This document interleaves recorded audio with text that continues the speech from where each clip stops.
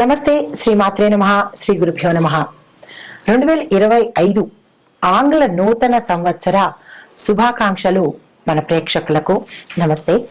అయితే ఈ 2025 కొత్త సంవత్సరం వచ్చేసింది అనగానే ప్రతి ఒక్కళ్ళలోనూ కొత్త కొత్త ఆశలతో పాటు కొత్త కొత్త కోరికలు, కొత్త కొత్త కళలు కూడా, అంటే పాత కళలను సాకారం చేసుకోవడానికి కొత్తగా ఈ సంవత్సరం కొన్ని డ్రీమ్స్, కొన్ని మోటోస్, అంటే కొన్ని గోల్స్ కొంతమంది పెట్టుకుంటూ ఉంటారు.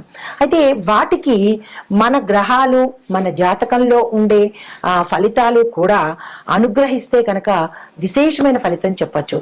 కానీ ఓవరాల్ గా చూసినట్టయితే కనుక గత సంవత్సరం కన్నా ఈ సంవత్సరంలో ప్రతి ఒక్క గ్రహము, అంటే మనకి నవగ్రహాలు కూడా వాళ్ళ యథాశక్తి వాళ్ళు ఏమేమి చెయ్యగలరు, ఎవరెవరికి ఎలాంటి కోరికలు తీర్చగలరు అనే అంశంతో ఈ గ్రహాలన్నీ కూడా మేషం నుంచి ద్వాదశ రాశుల వరకు ఏదో ఒకటి మంచి శుభవార్తలు తీసుకురావడము, వాళ్ళ యొక్క బాధల్ని పోగొట్టడము, వాళ్ళకి సంతోషాన్ని ఇవ్వడము, కొంతమందికి సొంత ఇల్లు కలలు నెరవేర్చడానికి శని భగవానుడు తీవ్రమైన సంకల్పంతో వచ్చేసి 12 రాశుల వారికి ఆ సొంత ఇల్లుతో పాటు ఆ వాహనాలు, వస్త్రాలు, ఇంకా ఒకటేంటి లాటరీలు, ధనప్రాప్తులు, ఇలాంటివన్నీ శని భగవానుడు మిగతా అన్ని రాశుల వాళ్ళకి సమకూర్చాడు.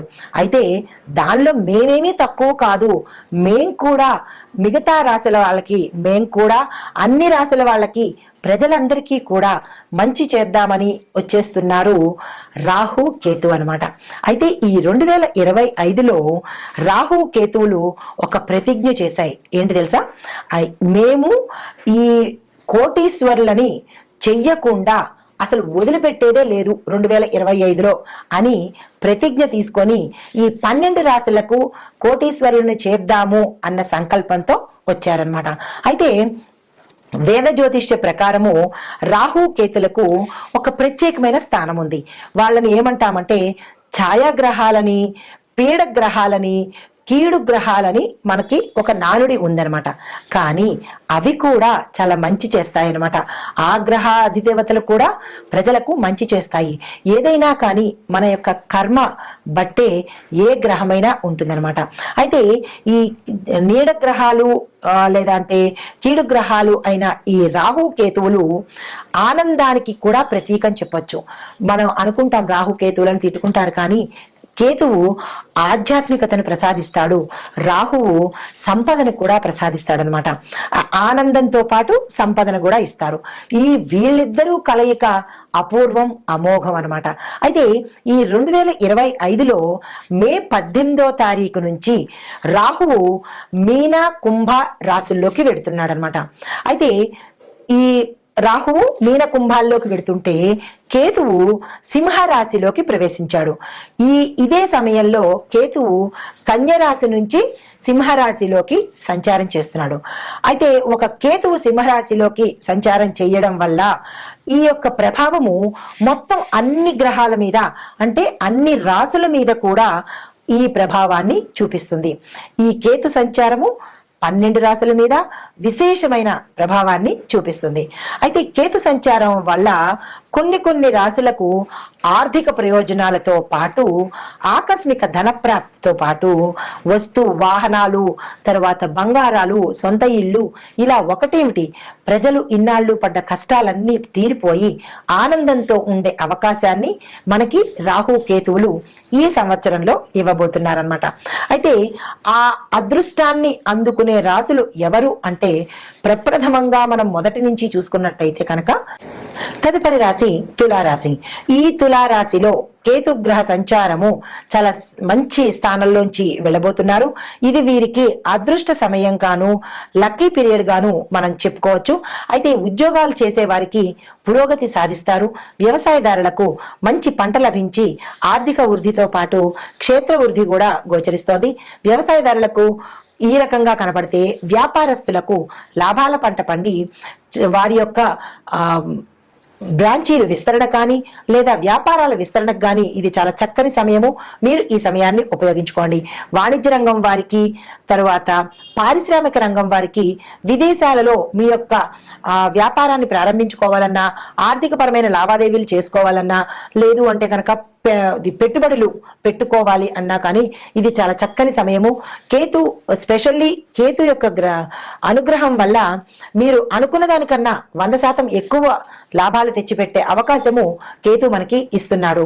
దీనితో పాటుగా ఆర్థిక పురోగతి, కుటుంబ పురోగతి, ఏవైనా మనకి గతంలో పెండింగ్ పడిపోయిన పనులు ఉంటే కదా అది కూడా ఇప్పుడు తీరిపోయే అవకాశము. గతంలో కొంతమంది అంటే ఈ రాశిలో ఉన్నవారు ఏవైనా చిక్కుల్లో పడ్డం కానీ, పోలీసు కోర్టు కేసుల్లో కానీ, లేదా ఏవైనా దాడుల్లో ఇరుక్కోవడం కానీ ఇలాంటివి ఏవైనా జరిగి ఉంటే కూడా అవన్నీ సమసిపోయి మంచి పేరు ప్రఖ్యాతలు పొందే అవకాశము కేతు మనకి ఇస్తున్నాడు. ఇంకొకటి కూడా కొంతమందికి అపకీర్తి పాలైన వాళ్ళు కూడా, నష్టాలు పాలైన వాళ్ళకి కూడా ఈ రాశిలో ఉన్న వారికి కేతు మంచి శుభ సమయాన్ని ఇవ్వడంతో పాటు మీ యొక్క కళ, సొంత ఇంటి కళ కానీ, వాహనం కానీ, భూమి కానీ కొనుక్కునే అవకాశాన్ని కూడా ఈ రాశిలో ఉన్న వారికి కేతు అనుగ్రహిస్తున్నాడు. తర్వాత కొత్త ఆదాయ మార్గాలను కూడా మనకి దారి చూపిస్తున్నాడు. దాన్ని మనం వినియోగించుకోవడమే తర్వాయి. అయితే ఈ రాశిలో ఉండే ఎవరైనా స్థిరత్వం లేని వాళ్ళు కానీ, వివాహం కాని వాళ్ళు కానీ, లేదా మానసిక రుగ్మతతో బాధపడే వాళ్ళకి కానీ ఈ కేతు యొక్క అనుగ్రహం వల్ల మంచి జరిగే అవకాశం కనబడుతోంది. దీంతో పాటుగా ఇంకొకటి, ఈ రాశిలో ఉండే స్త్రీలకు అనారోగ్య సమస్యలు గతంలో ఉండి ఉంటే అవి సమసిపోయి అంటే తొలగిపోయి ఆరోగ్యం చిక్కడంతో పాటు కుటుంబంలో గౌరవం, ఏ రంగంలో ఉన్న స్త్రీలకైనా విశేషమైన ఫలితాలతో పాటు గౌరవ మర్యాదలు పొందే అవకాశం గోచరిస్తోంది. మీ యొక్క రంగంలో ఉన్నవారు అంటే విద్యా రంగంలో కావచ్చు, ఉద్యోగ రంగంలో కావచ్చు, వ్యాపార వాణిజ్య రాజకీయ రంగంలో ఉన్న వారికి స్త్రీలకు ప్రత్యేకించి విశేషమైన గౌరవ మర్యాదలు, కీర్తి ప్రతిష్టలు దక్కుతాయి. కొంతమందికి ఎయిర్పోర్ట్ లో పనిచేసే వాళ్ళకి, భూగర్భ పరిశోధనల్లో పనిచేసే వాళ్ళకి, సైన్స్ అండ్ టెక్నాలజీ వాటిల్లో పనిచేసే స్త్రీలకు విశేషమైన కీర్తి ప్రతిష్టలతో పాటుగా పదోన్నతులు కలిగి ఆకస్మిక ధనప్రాప్తి కలగడము, స్థిర చరాస్తులలో మీకు పుట్టింటి తరపు నుంచి ఆస్తులు కలిసి రావడంతో పాటు గౌరవ మర్యాదలు కూడా కలిగే అవకాశం ఈ రాశిలో ఉండే స్త్రీలకు కనపడుతోంది. ఓవరాల్ గా అంటే మొత్తంగా చూసుకున్నట్టయితే కేతు యొక్క శుభ ఫలితాలు, రాహు యొక్క మంచి ఫలితాలు కూడా ఈ రాశిలో ఉండే వాళ్ళు పొందబోతున్నారు. తిరిగి వారికి మనం చిన్న పూజలు గాని, హోమాలు గాని చేసుకుని కృతజ్ఞతను తెలుపుకునే అవకాశం మనకి ఉంది. కాబట్టి ఆ పరంగా ప్రయత్నం చేస్తూ వారి యొక్క శుభదృష్టిని మరింత పొందాలి అని కోరుకుంటూ ఆ గ్రహాల యొక్క అనుగ్రహాన్ని మీరందరూ సంపూర్ణంగా పొందాలని ఆశిస్తూ నమస్తే అని ఆశలు కూడా మనకి ఉంటుంటాయి. అందులో పెద్దగా కళలు ఏంటంటే సొంత ఇంటి కళలు.